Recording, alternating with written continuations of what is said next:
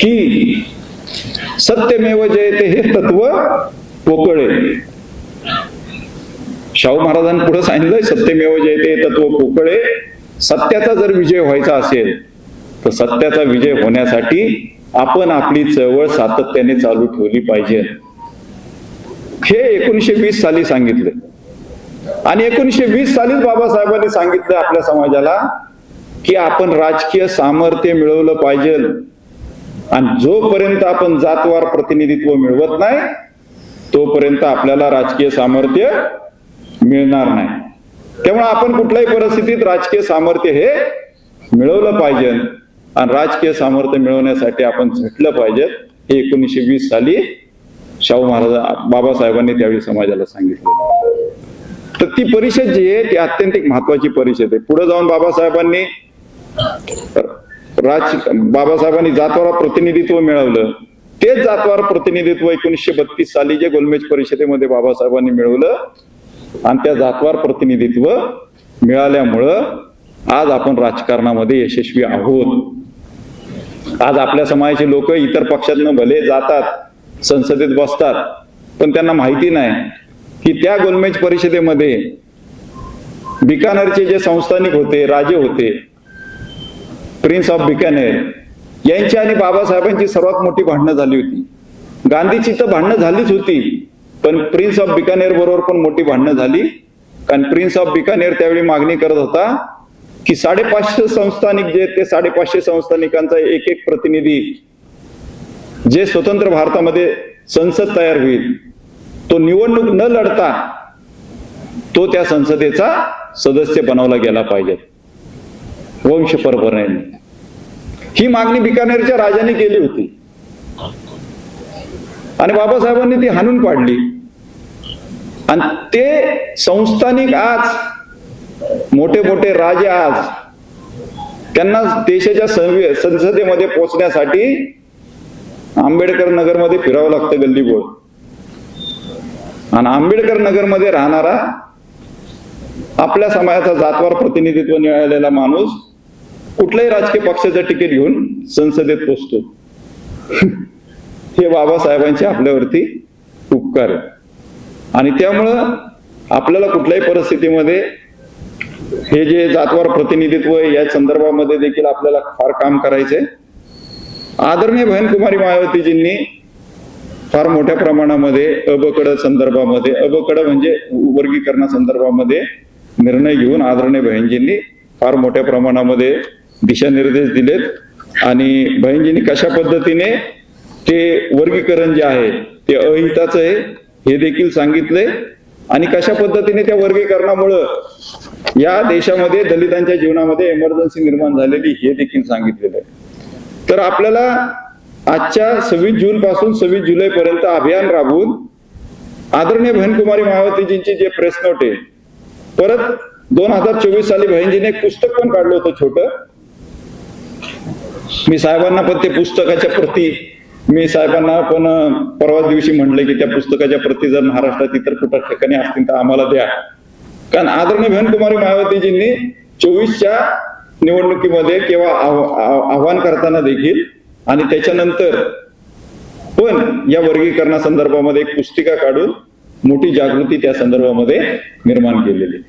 आणि कशा पद्धतीने या देशामध्ये कोर्टाच्या माध्यमातून देशातलं केंद्र सरकार, समाजवादी पार्टी, आम आदमी पार्टी, काँग्रेस हे सगळे एकत्रितरित्या येऊन अनुसूचित जाती जमातीचं आरक्षण कसं संपुष्टात आणतायत हे इत्यभूत माहिती आदरणीय बहनकुमारी मायावतीजींनी दिलेली आहे.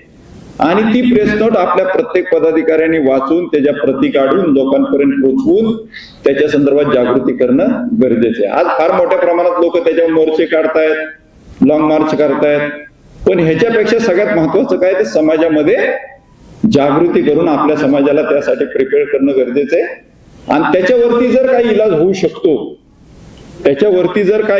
शकतो तो एकच होऊ शकतो की जो आदरणीय बहनकुमारी मायावतीजींनी त्याची मागणी केलेली आहे, तो म्हणजे देशाच्या संसदेमध्ये येत्या अधिवेशनामध्ये कोर्टाचा निर्णय जो आहे सुप्रीम कोर्टाचा तो रद्द करून त्याच्या संदर्भात कायदा बनवून आरक्षणाचा विषय हा 9व्या सूचीमध्ये टाकून या संदर्भामध्ये आरक्षणाचा विषय 9व्या सूचीमध्ये टाकून आरक्षणाच्या विषयामध्ये कोणच हस्तक्षेप करू शकणार नाही अशा पद्धतीने आपण 9व्या सूचीमध्ये बसून कायदा बनवला पाहिजे अशी बहिणींनी मागणी केली आणि ती आपल्यासाठी अत्यंत महत्वाची आहे आणि त्याचा प्रचार प्रसार आपण मोठ्या प्रमाणामध्ये आपण केला पाहिजे, त्याच्यावरती काम केलं पाहिजे आणि खऱ्या अर्थाने आपल्याला 26 जुलैला पुन्हा एकदा भेटायचंय आणि आपल्याला या संदर्भामध्ये पुन्हा एकदा हे करायचंय.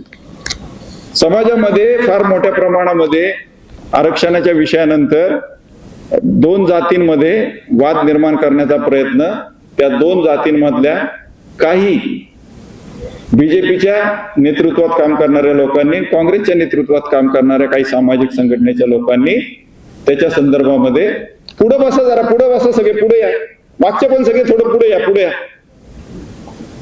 पुढे या, पुढे पुढे येऊन बसा.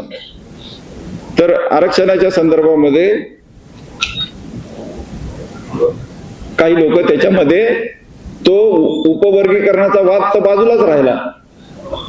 महार उठतोय मांगाला शिवे देतोय, मांग उठतोय महाराला शिवे देतोय. म्हणजे तो वाद जो आहे तो उपवर्गीकरणाचा वाद आहे आणि तो सगळ्या जाती धर्म अनुसूचित जातीसाठी कसा घातक आहे याच्यावर चर्चा करण्यापेक्षा 2 जाती त्याच्या निमित्ताने वाद निर्माण झालेला आहे. तर आपल्याला त्या वादामध्ये अजिबात पडायचं नाही. बहुजन समाज पार्टीच्या प्रत्येक कार्यकर्त्याला माझं सांगणं आहे, आपल्याला कुठल्याही परिस्थितीमध्ये कसल्याही प्रकारची टीका कुठल्याही जातीबद्दल आपल्याला करता येणार नाही, आपल्याला करायची पण नाही. सकट नावाचे जे ग्रस्त होते, जे श्रीबा माटेच्या नेतृत्वामध्ये बाबासाहेबांच्या काळात काम करत होते, त्यांनी बाबासाहेबांना विरोध केला होता. सकट नावाच्या व्यक्तीने श्रीबा माटे यांच्या नेतृत्वामध्ये सकट काम करायचे आणि हा इतिहास आहे. आणि त्यावेळी देखील बाबासाहेब त्या संदर्भामध्ये लढलेले, ताकदीने लढलेले.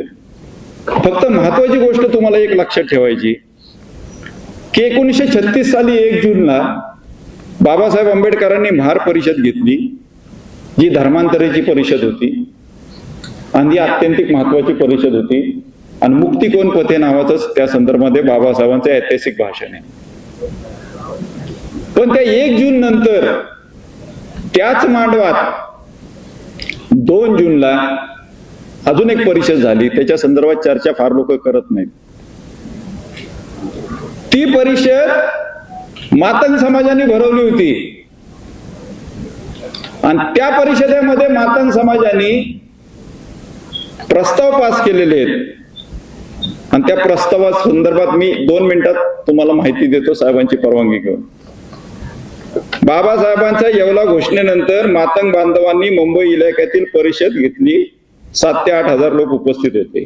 रोकडे, माने, वायदंडे, तुपसुंदर असे लोक त्याला उपस्थित होते. समता आणि स्वातंत्र्य मिळवण्यासाठी मातंग समाजाने धर्मांतर केलं पाहिजे, त्या परिषदेतला ठराव.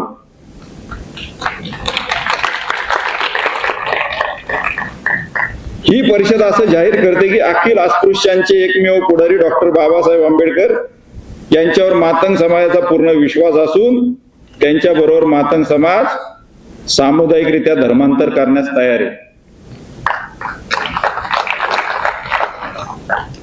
पोलीस खात्यात दवंडी द्यायची कामं मातंग समाजाला दिली जावीत अशी मागणी त्यात झाली. फॉरेस्टच्या जमिनी मातंग समाजाला दिल्या जाव्यात अशी मागणी झाली. मातंग समाजाला एक वेगळ्या पद्धतीची हजेरी होती त्या काळामध्ये, ज्याला भिकार हजेरी म्हणायचे. ती हजेरी बंद करावी, गुन्हेगार जात म्हणून मातंग समाजाला जे संबोधलं जाते ते बंद करावं, त्या परिषदेमध्ये मागणी झाली. सरकारी खात्यामध्ये मातंग समाजाला पट्टेवाल्यापासून मुख्य अधिकाऱ्यापर्यंत सगळ्या प्रकारच्या जागांवरती मातंग समाजाला प्रतिनिधित्व मिळावं, काम मिळावं, नोकरी मिळावी अशा पद्धतीची देखील मागणी झाली.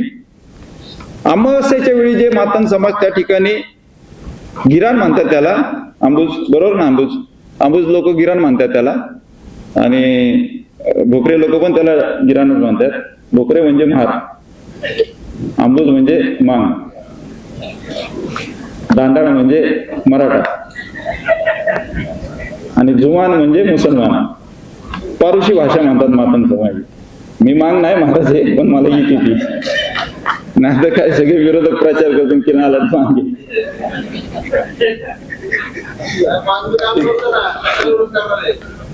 तर ही भाषा पारुशी समाजाची होती. दरोडा सांगून पाटलाच्या घरावर दरोडा कोण टाकन तर मांग टाकन, म्हणजे ताकदवर समाज. पण त्या समाजाने बाबासाहेबांना त्यावेळेस आहे धर्मांतराच्या बाबासाहेबांच्या प्रस्तावाला सगळ्यात पहिले हाक देणारा मातंग समाज होता, हे लक्षात ठेवा. सगळ्यात पहिला हाक देणारा मातंग समाज होता, उभा राहणारा मातंग समाज होता. मातंग समाजाच्या लोकांनी 8,000 लोकांची वेगळी परिषद महार परिषदेबरोबर घेऊन मातंग समाज त्यामध्ये सहभागी झालेला. आज ही दुर्दैवाची गोष्ट आहे की गेल्या काही कालावधीमध्ये की मोठ्या प्रमाणामध्ये काँग्रेसच्या लोकांनी, संघाच्या लोकांनी, कम्युनिस्टांनी, समाजवाद्यांनी तर त्यांच्यावर एवढं काम केलेलं आहे की प्रत्येक संघटनेमध्ये कम्युनिस्टांच्या आणि समाजवाद्यांच्या सगळ्यात जास्त काम करणारे लोक हे महार आणि मातंग समाजाचे. आणि त्यांनी भरपूर काम केलं आणि त्या लोकांना बरोबर घेतलं. नगर जिल्ह्यातली पण त्यात बऱ्याचशा अशा शिक्षण प्रचारासाठी वसतिगृह मातंग समाजाला बांधावे हे देखील त्या परिषदेमध्ये झालं.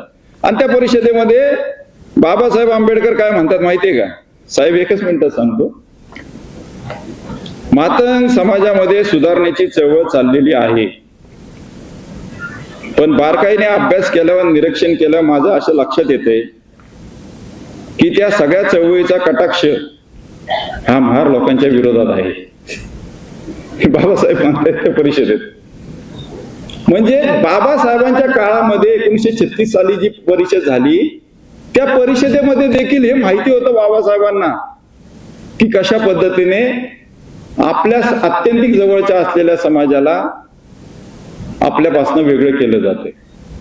उपवर्गीकरण हा 59 जातींपैकी एक जात जी मागतीये, त्याचं कारण, त्याचा इतिहास हा मागे पुढे जाऊन बघितला तर त्याच्या इतिहासामध्ये इथपर्यंत येऊ शकतं.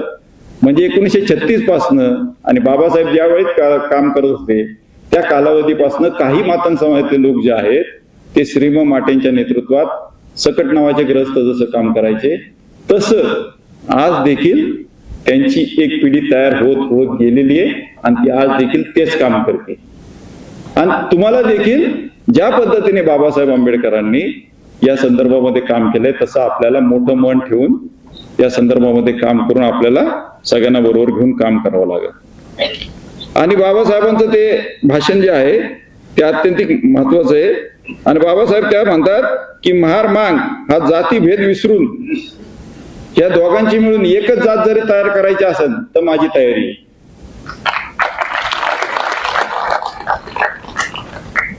एवढं पॉझिटिव्ह सगळ्या गोष्टी आहेत मित्रांनो. त्या जातीमध्ये मातंग समाजामध्ये जाऊन प्रबोधन करणं, आता मातंग समाजामध्ये जाऊन प्रबोधन करणं ही आपली जबाबदारी.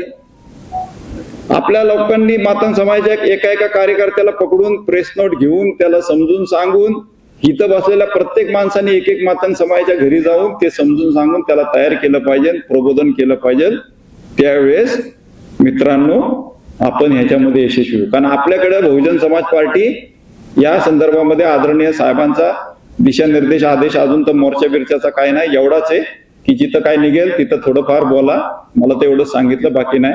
पण साहेबांनी तर अजून काय मोर्चा बिरच्या काढायचं सांगितलं नाही. पण साहेबांनी एवढं सांगितलंय की बहिणजीच्या प्रेस नोट घेऊन आपल्याला या संदर्भामध्ये जागृती करायची, ते काम आपण सुरू केलेलं. तर आपल्याला कुठल्याही परिस्थितीमध्ये 2 जूनचं बाबासाहेबांचं भाषण आणि त्याचबरोबर बहिणजीच्या प्रेस नोट हे घेऊन आपल्याला जागृती करायची. SIR संदर्भामध्ये आता साहेबांनी माझा कान पिळलाय, अजून आपले फॉर्म सबमिट झाले नाही. पुनर्निरीक्षण जे चालले मतदार यादीचा हा अत्यंतिक महत्वाचा विषय. आदरणीय बहनकुमारी मायावतीजी राष्ट्रीय अध्यक्ष बहुजन समाज पार्टी यांचे देखील दिशानिर्देश त्या संदर्भामध्ये फार गंभीर आहेत. तर SIR संदर्भामध्ये देखील आपल्याला गांभीर्यपूर्वक विधानसभा पातळीवरती काम करायचंय. 26 जुलैला पुन्हा एकदा आरक्षण या विषयावरती आपल्याला चर्चा करायची आणि त्यानंतर आपले जे कार्यक्रम आहेत ते चालूच राहणार. भले गर्दी किती जमू, हॉल मोठाच घेतला जाणार आणि कार्यक्रम पण चालूच राहणार. अख्ख्या हॉलमध्ये जरी 10 लोक असली तर मी एकटा 3 तास बोलू शकतोय. त्यामुळे काय विषय नाही, फक्त एकच विषय असतो. महाराष्ट्राचा अध्यक्ष ज्यावेळेस येतो महाराष्ट्राचा अध्यक्ष, महाराष्ट्राचा मेन प्रमुख लीडर आहे. आदरणीय भाईंजींनंतर महाराष्ट्राचा लीडर कोण आहे तर महाराष्ट्राचा अध्यक्ष. आणि ज्यावेळी महाराष्ट्राचा प्रदेश अध्यक्ष व्यक्ती ज्यावेळेस येत असतो त्यावेळी हाय अलर्ट लागला पाहिजे, कार्यकर्त्यांनी कामाला लागलं पाहिजे. प्रदेश अध्यक्ष अगदी मित्रासारखं तुमच्याशी वागतात म्हणून फार हे करू नका, माझ्याशी मित्रासारखं वागतात, पण मी गांभीर्यपूर्वक घेत असतो त्यांचा प्रत्येक दौरा. तुम्ही देखील सर्वांनी ज्यावेळी महाराष्ट्राचे अध्यक्ष येत आहे तर खूप गांभीर्यपूर्वक घ्या. महाराष्ट्राचा अध्यक्ष आल्यानंतर हॉलच्या खुर्च्या खाली राहता कामा नये याची आपण जबाबदारी स्वीकारावी. एवढं बोलून थांबतो. जय भीम, जय भारत.